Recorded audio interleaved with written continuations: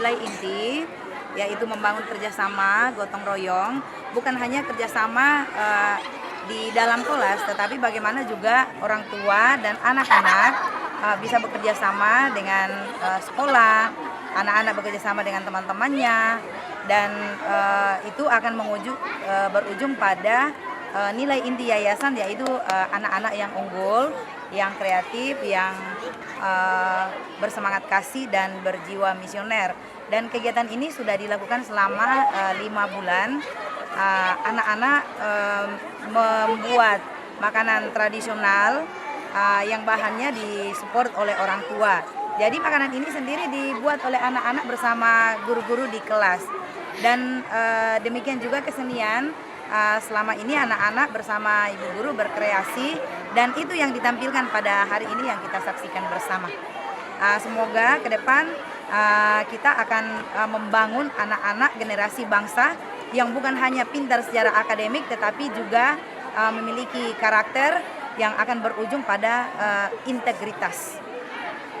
Terima kasih. Siap, terima kasih banyak Ibu. Terima kasih. Mohon maaf Bu, dengan Ibu siapa? Saya dengan Ibu Lucia Belu Tandirer, Kepala SD Katolik Mamajang. Ibu Lucia Belu Tandirer. Oke. Ada berapa kelas ini nanti yang akan ikut? Ada 11 kelas yang akan tampil. Masing-masing harus tampilkan. Ya, performa. Ini kan penerapan P5B ini Pak ya, tanggapan sendiri bagaimana Pak? Oh, sangat bagus sekali. Jadi untuk P5BNI sendiri ini kan kolaborasi antara program pemerintah yang P5-nya dan BNI dari yayasan. Saya sebagai tim peduli pendidikan Keuskupan Agung Makassar yang merupakan mitra dari Yayasan Paulus Makassar yang membawahi sekolah SD Katolik Mamajang ini sangat apresiasi sekali dengan dilakukannya kegiatan ini. Karena dari usia dini SD ini semua sudah diterapkan atau diperkenalkan ke anak-anak. Seperti pada kali ini tema kearifan lokal.